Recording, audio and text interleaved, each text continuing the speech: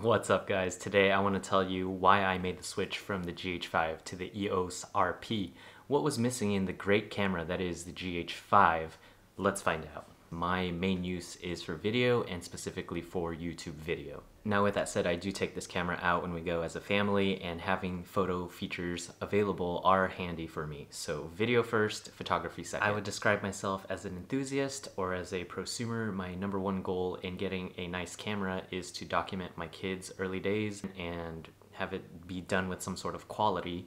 And with that, needs to be travel friendly and all that good stuff. So that's where I'm coming from. Those are the things that I would look in for a camera. Just doing a quick 30,000 foot flyby in this video. I'm gonna talk about camera features that are important to me, and then I'm gonna also talk about the lens selection, and those two being the primary reasons why I moved away from the Panasonic system into the Canon system. So I mentioned capturing my kids being the number one priority or the number one goal of having a camera. And if you have small kids or have been around small kids, the things they do are very sporadic, random, and quick. So they might be at a park or the shopping mall and running around and doing cute stuff. And I have a bunch of footage that was taken from the GH5 where I have captured them, but they're out of focus. You guys know all about that Panasonic focus or the lack of autofocus. That was the most frustrating part about the Panasonic GH5 and the number one reason why I moved away from it. Now I knew I wanted to move away from the GH5 primarily because of the autofocus, and secondarily because the picture profiles, the colors were getting a little bit too artificial looking for me. Now I mentioned earlier that I'm not into color grading. It's just not something that interests me right now. Maybe in the future, but for now, something that's just not interesting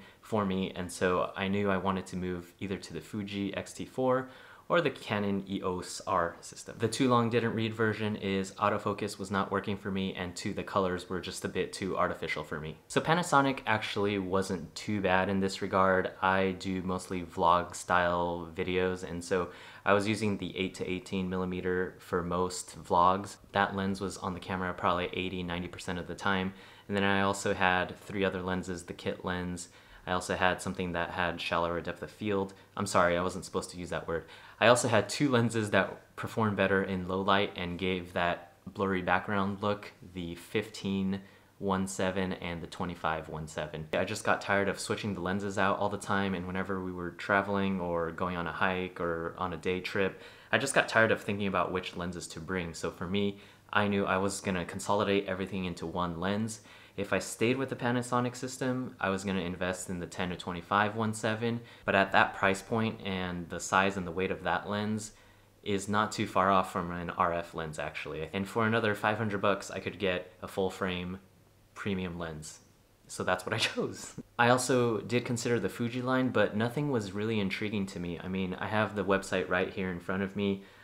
They're either too wide or they have variable kind of apertures, and I don't know, just maybe if I were to go for one of them, it would be the 16-80 f4 or the 16-55 2.8. But again, at that price point and at that size and weight, the RF wasn't that much more, and so I decided to make the jump to the RF system. Now, when I was going through these considerations, I had to really get honest with myself on which type of shots that I take. And so moving to this 24-70 2.8 RF lens really made sense to me because it gives me flexibility to shoot these talking heads.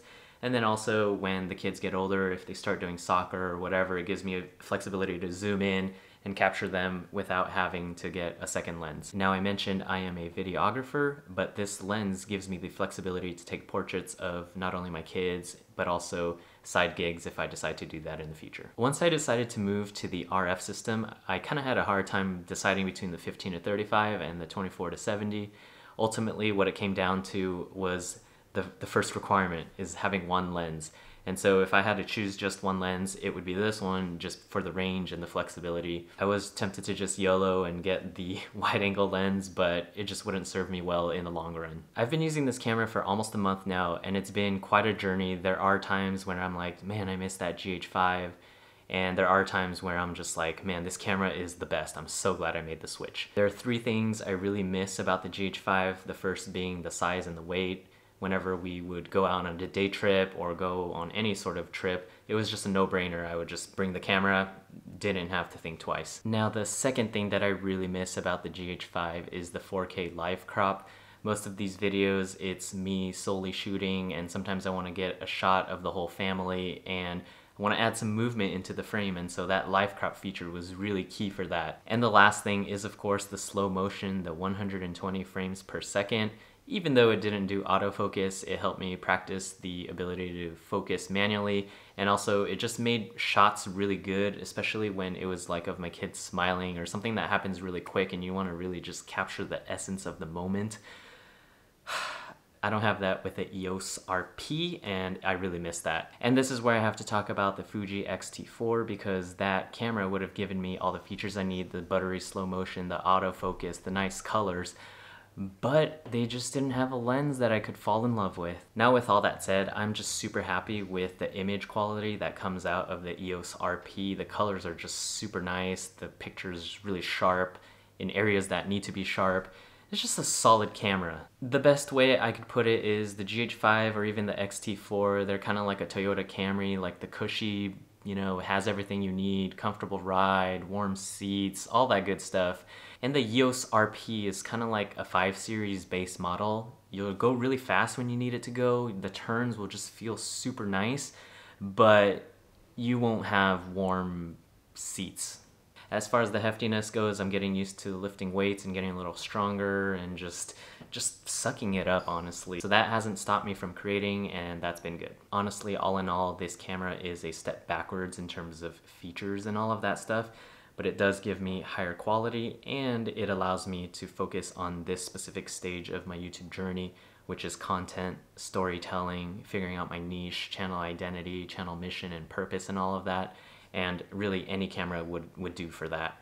But now with the RF lens, I'm always ready to get the R6 or the R5 so I can enjoy their benefits of overheating because it gets cold in Seattle. And of course, if Fuji ever releases a better lens like a 16-55, maybe 1.4 or 1.7, it always gives me the option or flexibility to go to that and enjoy the XT4. Hope this video was helpful in your decision or consideration or research process of the GH5 versus the EOS system or even the Fuji X-T4.